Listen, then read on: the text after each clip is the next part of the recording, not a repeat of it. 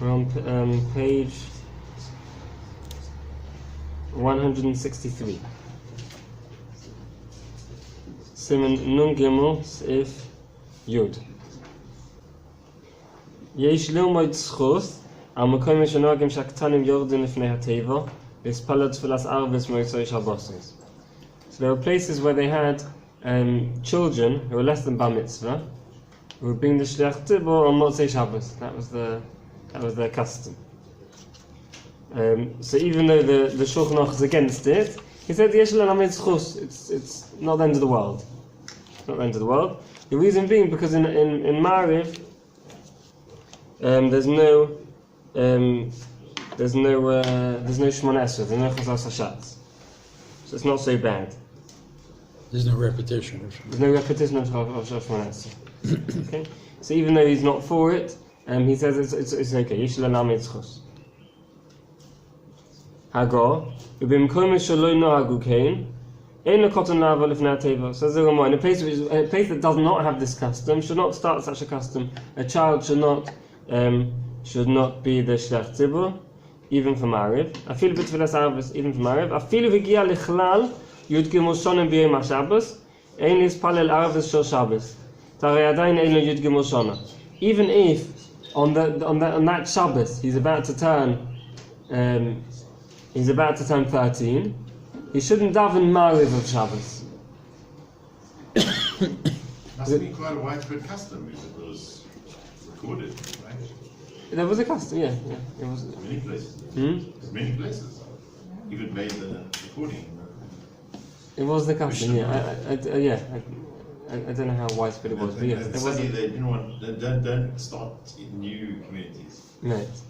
Put on. Sounds like it sounds like it wasn't just a small place. This was to encourage young people to do this. That's why the custom existed. Why did they have the custom? Yeah. I don't know why the custom was started. I don't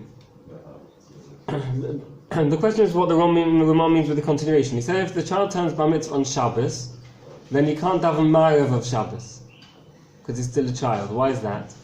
The day starts at the night, surely. Right, so he should be already bar mitzvah now. So what's the reason for this? Says the Mishnah Berurah of Cotton Lamed Gimel, 5 lines from the bottom. Lamed Gimel. Tarei adayin.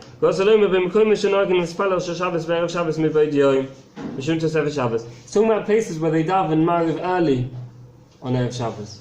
Lots of places they daven Ma'ariv before night on Friday night, right? Especially in the summer.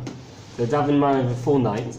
So even though the Ma'ariv is the Ma'ariv of Shabbos, and the child's going to turn bar mitzvah on Shabbos, but if they're davening Ma'ariv before night, he's not yet bar mitzvah. So therefore he can't be the shech tzibur for that Ma'ariv. So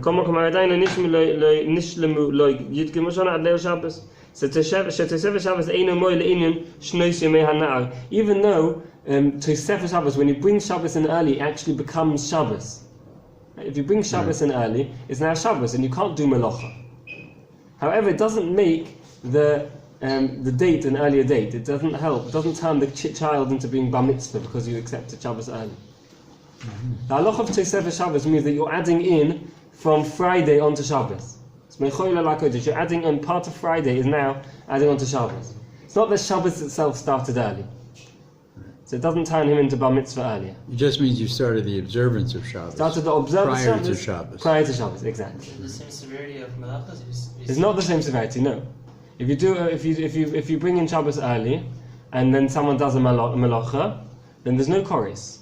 No chatos, no chorus. It's just he's been over an issa deraisa, a biblical prohibition of doing malacha. Right? It's an isra say. So he's violated Tosefes Shabbos, but there's no chorus and there's no korban chatos, right? Because it's not the actual day of Shabbos. Okay, and similarly, it's not yet the child does not become bar mitzvah because he brought in Shabbos early.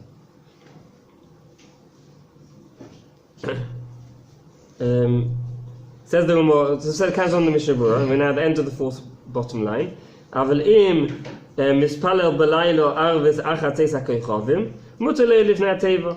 If, however, they bring Shabbos in after, if they daven Ma'ariv after night, And then of course the child can be shliach tzibur for Mariv, because then he's already bar mitzvah. ומה שאומר בכל מקום י' ג' שונה ויום אחד, לא שצריך יום אחד יעשה, אלא אצלנו שצריך י' ג' שונים שלמים מיום אל יום. And the expression, it often says that it has to be 13 years in one day. That doesn't literally mean 13 years in one day. It means it has to be 13 years to the day. It has to be exactly 13 years old. In order to be bar mitzvah, it has to be 13 years to the day. But not to the minute. Exactly, that's what I was going to say now. Yeah. Exactly. It says not even to the hour. Right? Even if he's missing a few hours, it's okay. Immediately at the beginning of the night, he becomes bar mitzvah. Bar mitzvah it gives an example. If someone was born, it gives an example of Rosh Hashanah, but it's the same with any day of the year. He was born on Rosh Hashanah just before Shkia, at the end of Rosh Hashanah. At the very end of Rosh Hashanah, after they said Tashlich. He was born at the very end of Rosh Hashanah. He becomes bar mitzvah 13 years later, at the beginning of the night of Rosh Hashanah, when Rosh Hashanah starts. Erev Rosh Hashanah. At when the beginning After of Shkia. After Shkia, that's right. Oh, Or is it after nightfall? Well, between Shkia and nightfall is Ben Hashmoshes would be Sophic. Right. It'd be a Sophic bar mitzvah Ben Hashmoshes. Yeah. So in theory he's missing just under a day. 13 years mine is just under a day. But it's 13 years to the day, right? It's not to the minute or even to the hour. 13 years to the day he becomes bar mitzvah.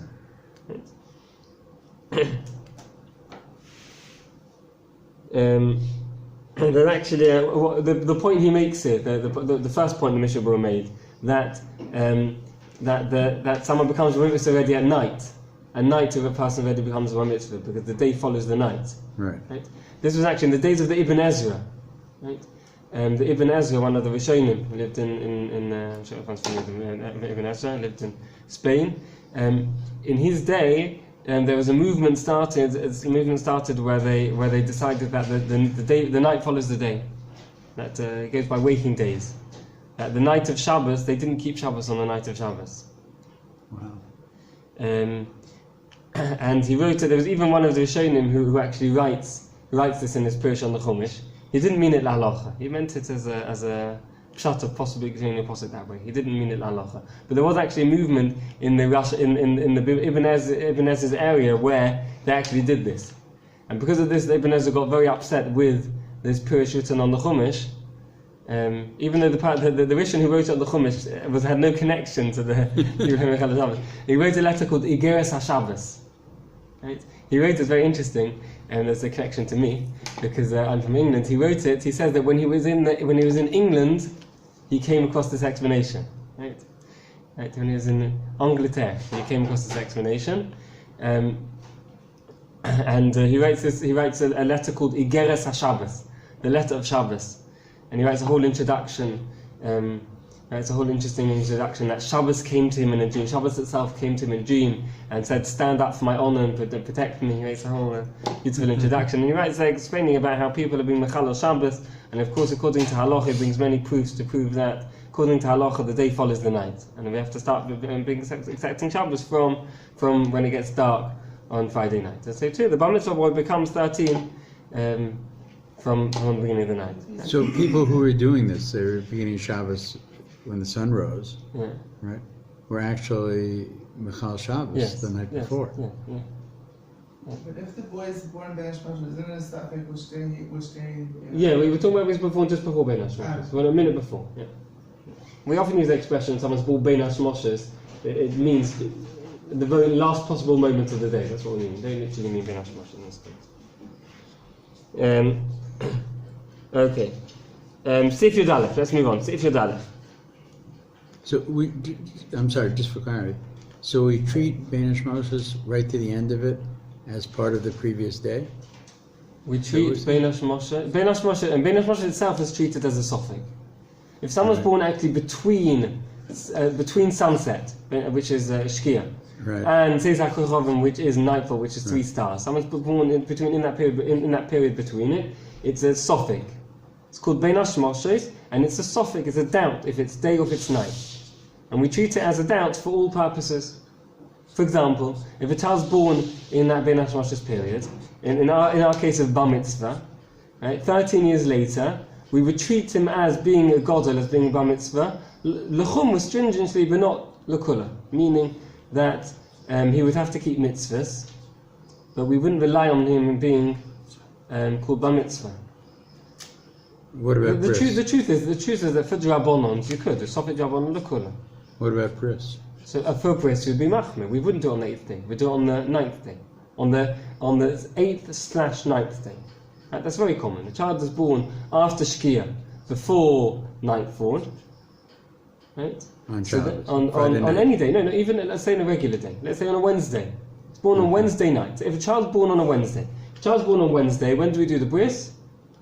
The following Wednesday is 8 days, right? Start counting 8 days from the first day he was born. The day he's born is day 1. Day 8 is the following Wednesday. If he's born Wednesday evening during Bein Hashmashos, right?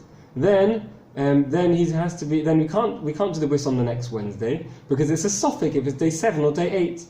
Because he was born in Bein Hashmashos, it's a suffix Wednesday or Thursday because it's Wednesday night Bein Hashmashos, and therefore he has to be. We do the bris the following Thursday, which is day 8/day 9. Now, what happens if he's born on Shabbos? Let's say he's born on born on Friday night. If he would have born on Friday, then they would be Friday. Right? Then the following Friday. If he was born on Shabbos, then we'd do the bris the following Shabbos. Right. What happens if he's born Friday night Bein Hashmashos? We can't do it on Friday because it might be day 7. Right? It's an uncertainty. It's there. It's day 7 or day 8. What about doing it on Shabbos? Then it's definitely day 8. Can we do it on Shabbos? No, we can't do it on Shabbos. Why not? Because we can only do a bris milah on Shabbos if it's a bris milah bismanoi, if it's on the 8th day. If you're doing a bris late because the child was ill or for whatever reason, the bris was deferred, you can't do a bris on Shabbos. You can only do it on the 8th day. Now in this case, he was born Bein Hashmashos. Is the following Shabbos the 8th day? I don't know. It might be the 8th day, but it might be the 9th day. Right. Friday is a suffix 7th or 8th. Shabbos is a suffix 8th or 9th. We're not sure. We can't do it on Friday because it may be day 7. And we can't do it on Shabbos because it might be day 9. And if it's day 9, you can't do a bris on Shabbos. So we do the bris on Sunday. Right? This is very common. It's already mentioned in the Mishnah in this case. If a child is born on Friday night Bein Hashmashos, you wait until Sunday. And the Mishnah even goes on to describe the most extreme case would be if it happens to be in Chutz La'aretz and you have Yom Tov on Sunday and Monday. Right? Or even Eretz Yisrael if you have Rosh Hashanah Sunday, Monday. Right? And the child is born on Friday night Bein Hashmashos, you would have to wait all the way until the following Tuesday to do the bris. Right? Sam Gedalia. Okay. Let's move on. Sif Yud Aleph. Shat shemarich b'tfilosah. Kedei sheyishmu kolei orei. A Shech Tzibur who extends his tefillah and davens for a long time because he wants to hear his nice voice. He's got a nice voice and he enjoys it very much. And he also wants to make sure that everyone else enjoys it to the maximum. So he extends the tefillah. Imu machmas shesomech b'libo yal shenoisen hedal Hashem yisborach. Depends what the reason is. If the reason why he's doing it is because he's trying to thank Hashem and he's enjoying singing to Hashem to thank Hashem for all the wonderful things Hashem does for us, then it's a wonderful thing. Tovel bracha, blessing should fall on him. This is only if he's davening with a seriousness, and he's standing there with fear and trepidation of Hashem. But if it's because of the first reason I gave, because he enjoys his voice very much and he wants to make sure everyone else also enjoys it, then it is it's disgraceful. There's also something he really has a good voice. Sorry? There's also something he really has a good voice. Even if he really has a good voice, yes. And even more so if he doesn't have a good voice. Right. So this is all Kavanah. This is all Kavanah. It's all his. This all depends on Kavanah. Yes, it all depends what he thinks. Whether he's doing the Chazan who's singing a long time, very melodiously. Whether he's doing something good or not, there's no way of us knowing. Sometimes only he knows if what he's doing is good or not. If he's doing it for the right purposes, he's doing a wonderful thing, and blessings will fall on him. If, however, he's doing it because he likes the sound of his voice, then it's very bad. Sometimes he thinks he has a good voice. That's it. Right? It's, by the way, it's really easy to rationalize, I think, for a person. So easy not to rationalize the what? Well, to make that judgment as to why you're doing it. I think he knows whether he's really davening to Hashem or not. There's a big difference between someone who feels like he's standing in front of Hashem, right? When you daven shemoneh-esrei, you're omed lifnei melech. Right. Right? If he's actually feeling that he's standing in front of the King of Kings, davening to the King is completely different to if he's just enjoying the sound of his voice. It's not something that can be confused. He knows very well what he's doing. Okay. He could split between the two. He could start davening for Hashem and then lose concentration and have to drag himself back in. That can happen. Right. But he's not going to be confused what he's doing. He knows very well what he's doing when he's singing.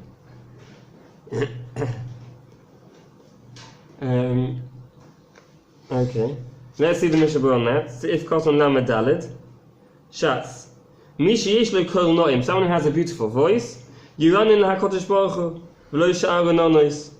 He should sing to Hashem and not other types of songs. I had once a sheach who davened and davened very nicely, and someone went up to him afterwards, after davening, and said to him, "You're a wasted talent. You should be in the opera." Right. So it's the complete opposite of what the Mishnah was saying. It's the other way around. Someone who's in the opera is a wasted talent. He should be davening to Hashem. Right? In the shul I grew up in, Yeah. the most famous tenors of the Metropolitan Opera were Jews, and they would come and daven Yom Noraim, right? Every year, Jan Pierce, Richard Tucker, Robert Merrill, right? All like very famous people, and it was a performance. Relative now that I, daven in steeples and stuff like that, I can see the difference. It was a real performance. I don't know if it was davening. Actually, at the end of the day, In the great synagogue in Yerushalayim, often it's just like going to the opera. Just enjoy the show. yeah. That's excellent. He's davening to Hashem. That's how it should be. They daven to Hashem. But as you said, it has to be that it's not a performance. It has to be that they're really davening. I used to imagine. I never thought of it as a performance. What he was doing was mamash Hashem. It was a pleasure for Hashem too. So that's the difference. So we're talking about two different scenarios here. You're talking about someone who really was davening to Hashem and did it beautifully, and that's exactly what the Mishnah was saying we should do. Someone who got a beautiful voice should daven to Hashem. They should use it to daven to Hashem, not the opera. But we also need the second point, which is that we need that he's actually davening to Hashem, he's not doing a performance. And as you said, you could tell from the person davening whether he was doing a performance or whether he was actually davening to Hashem. Part of it was the shul didn't participate. There was almost no participation from the Kehillah, right? There was a choir above the Aron Kodesh, like on the next floor up. There was a choir, right? But the actual participation of the people in the shul was absolutely minimal. It's also a different issue, because you could in theory have... They use this guy to get people to come to shul. Sorry? They use this guy to get people to come to shul. There's no It was very pricey to come for the performance, by the way. Really? That's why they have the all. They get it all. Hopefully there's some tickets before Shabbos. Okay. Okay. Let's continue.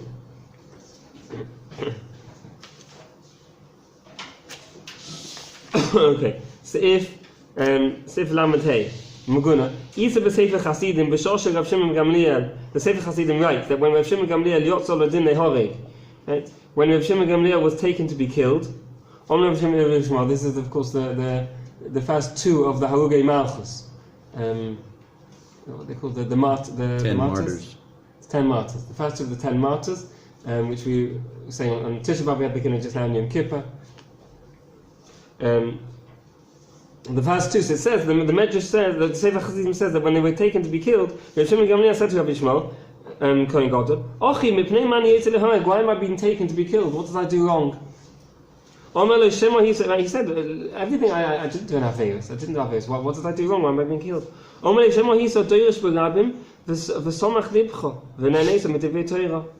Maybe when you were doing good things like darshaning and in Torah, maybe you enjoyed it. You enjoyed the fact that you were teaching Torah, and therefore you had hana from Divrei Torah. He said to him, my brother, you've comforted me. Right? This is, it's an Aveira, but it's a lower level of Aveira. Right? This is something that the Messiah Shalom talks about in the Kiyas. There's two levels. The first, he has the level of looking through Aveiros, mishmush b'maisim. Right? You have pishpush b'maisim, which is to look through your Aveiros and to see where there are good, where there are bad deeds that you're doing, and you have to get rid of all the bad deeds. That's the first stage. After, there's a second stage. It's not good enough just to get rid of the bad deeds. When you also have to look at all the good deeds you're doing and make sure all the good deeds have been done for the right intentions. Right? So here, even though Rav Shimon ben Gamliel wasn't aware of any bad deeds he'd done, Rabbi Shmuel said to him, yeah, but when you did the good deeds, maybe you had some bad intentions mixed in. Maybe you were enjoying the teaching. Maybe you were enjoying the fact that you're standing there in front of everyone and everyone's listening to you darshaning. Right? So that's the Mesilas Yesharim level, and the key is to get rid of, to make sure that all the deeds, even the good deeds one does, to make sure they're all done for the right intentions. Right? And this is the idea that the Mishnah was talking here about. That the Chazan who's davening has to make sure that he's davening for the right intentions. He just wants to praise Hashem, and he's not enjoying the fact that he's singing beautifully. Right? I beg to differ. Right? Okay. Only to say that it seems to me that we're supposed to enjoy our mitzvahs. We're supposed to get pleasure out of it. Kavod is different. If you're enjoying the kavod, it's 100% true. It's 100% true. In fact, regarding Torah, the Eglei tells us that part of the mitzvah of Torah is enjoying the Torah. Exactly. You have to enjoy the Torah. But we're talking about the second thing, which is you said. So it's not enjoyment; it's actually enjoying the kavod of my position. Right. As a leader. Okay. Right. And just to end off, just with the Rambam. The Rambam writes in Pirush HaMishnah,